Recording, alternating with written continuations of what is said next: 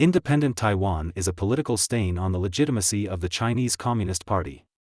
Although the ruling government in Beijing has never exercised authority over the island, Chinese policymakers consider it part of the People's Republic of China. They have vowed to take it back by force if necessary. This uncompromising approach wasn't always so. In the early 1980s, Beijing designed the one country, two systems principle to regain control over Hong Kong and Macau. Simultaneously, the principle set a roadmap for Taiwan's reunification with China somewhere down the line. However, in the decades following Hong Kong and Macau's merger into China, Taiwan had drifted further away. Beijing used economic isolation and political interference to coerce reunification, while Washington provided sophisticated weaponry to the Taiwanese military. Tensions fluctuated over the years, and Beijing's carrot-and-stick policy kept on backfiring. Eventually, in 2016, China cut ties with Taiwan after the election of pro-independence forces. Washington then sold even more arms to Taiwan, while Beijing increased military activity near the Taiwan Strait. The biggest game-changer, however, was the Hong Kong protests in 2019. The way Beijing handled the demonstrations and its steady encroachment on Hong Kong's legislature completely vaporized the last chance for peaceful reunification. China and Taiwan are now on irreparable ends, and Beijing is switching from soft power to hard power. Its air force flies near the Taiwanese airspace on a daily basis, and its incursions have breached previously respected boundaries. At the same time, China's Navy has procured high-tech weaponry for offensive purposes and openly drills for a Taiwan takeover. In Beijing, policymakers believe that America, long viewed as the custodian of Taiwan, might be too preoccupied at home to bear the costs of intervening on Taiwan's behalf. So there's talk of acting against Taiwan sooner rather than later. Yet, of all the anxieties on China's ambitions for Taiwan, none carries more weight than the assessment of Admiral Philip Davidson, the chief of the U.S. Indo-Pacific Command.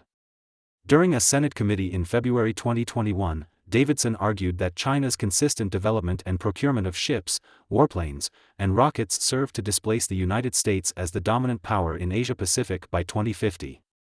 Taiwan is one of China's ambitions, and Davidson believes a conflict is possible in the next 6 years. Bringing Taiwan under China's wing would grant Beijing a commanding position in Asia. It would entrench the Chinese military in the middle of the first island chain, which is a string of islands stretching from the Japanese archipelago to the Philippines to Indonesia. Control over Taiwan would also allow China to dictate terms in the nearby shipping lanes, giving it tremendous leverage over rival powers such as Japan and South Korea, who are entirely dependent on the sea lines of communication. Having consolidated power in its enclosed seas, China would have free access to the Pacific and Indian Oceans. Needless to say, the stakes are high for regional and global powers alike. But, be that as it may, China faces an undeniable conundrum: its military may not be up to the task, at least not without taking massive losses. China has a vast military that is increasingly becoming more sophisticated, but it also has a lot of territory to cover, with powerful adversaries on all fronts. Taiwan also has a sophisticated military, and though its size is much smaller, they only need to operate in a small battle space facing one opponent. This, coupled with the fact that America and Japan would de facto back Taiwan, levels the playing field. China's annual military budget is estimated at $250 billion compared to only $11 billion for Taiwan. The Chinese military also has 12 times the manpower of the Taiwanese, and last year, Beijing commissioned 25 advanced new ships to its fleet, including cruisers, destroyers, and ballistic missile submarines. Taiwan is also expanding its navy, particularly its submarine fleet. By 2026, the Taiwanese fleet will quadruple to 8 diesel-powered submarines. Though the additional submarines would make China's amphibious landing all the more difficult, the rate at which China expands its military capacity is incomparable. With each year, the military imbalance grows in favor of Beijing. Having said that, even with China's growing capacities, invading and occupying Taiwan would be an extraordinarily difficult act, not to mention a risky proposition. To invade Taiwan, Chinese forces would need to make an 8-hour journey into the teeth of Taiwanese firepower coming from well-entrenched onshore positions. The bulk of the Chinese troops would perish under fire, and those who do manage to reach the Taiwanese coastline would come under a barrage of artillery fire. Only a tenth of Taiwan's coastline is suitable for amphibious landing, so the odds of a surprise attack are slim, and the Taiwanese would likely mobilize their forces at the anticipated landing zones. Taiwan has roughly 130,000 troops, plus another 1.5 million in reserve, plus thousands of armored fighting vehicles and artillery pieces. Thus, to overrun the island, China would need overwhelming firepower, which it currently does not possess. Going up against such a tremendous force would be one of the largest and most complex amphibious operations in history, and that is saying something. Of all the types of military operations, amphibious warfare is one of the most complicated because it entails precise coordination between air, land, and sea forces at a massive scale. Not every military is capable of such tactics. China has no experience in amphibious warfare. The last major war China fought in was the border conflict with Vietnam, and even then, it performed poorly. Still, China's amphibious disadvantage is only a strategic vulnerability if America gets involved. But, for argument's sake, if somehow a Chinese amphibious assault succeeds, the Chinese army would then have to occupy an island with a hostile population of 23 million. That is not going to be easy, and insurgency would be unavoidable. So, a lot of things would have to go right if China's invasion is to succeed, and that is not likely. The first casualty of any battle is the plan of attack.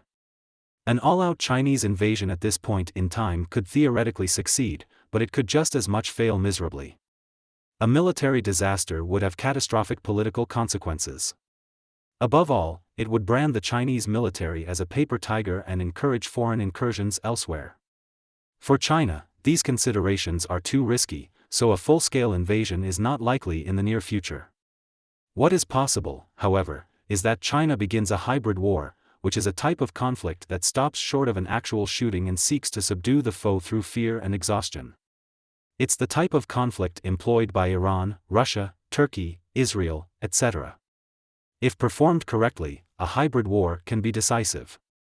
That's why Chinese warplanes are flying around Taiwan almost daily, sometimes launching multiple sorties on the same day.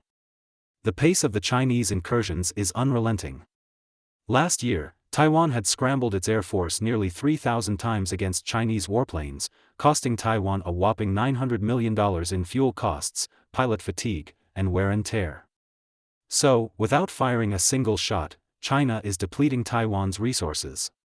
The Chinese military has more than 2,000 fighters, bombers, and other warplanes compared with Taiwan's 400 fighters. So, Beijing can afford to keep the pressure. And by increasing the tempo of these operations, the Chinese Air Force can inflict disproportionate stress on Taiwan. It's a deadly effective strategy. The purpose of hybrid warfare is to make the target feel as if it's isolated, as if its allies are not coming to the rescue, and that the military threat is not a bluff. For this to work, the assault needs to be low risk as not to provoke a backlash from the United States. That would require China to find the right tune in posturing and yet give itself enough room to back down. China could, for instance, impose a naval blockade to suffocate Taiwan. It could intercept Taiwanese cargo ships, claiming that they're carrying illicit goods or weapons. No one would believe China, and much of the international community would condemn Beijing's policy. But none of that would matter because no one would physically come to Taiwan's defense. Such a naval blockade wouldn't result in an armed conflict and would likely force Taiwan into concessions, allowing Beijing to claim victory and back down. Another example would be for China to shock and awe Taiwan into political concession by seizing the Taiwan-controlled Kinmen and Matsu Islands just off the Taiwanese coast. The number of Chinese vessels entering Taiwan-controlled waters has surged in recent years. For comparison, while only 2 Chinese vessels entered Taiwanese waters in 2017, that number jumped to 600 in 2019 and nearly 4,000 in 2020. This one particular satellite image from October 2020 shows more than 200 ships off the coast of one of the Matsu Islands.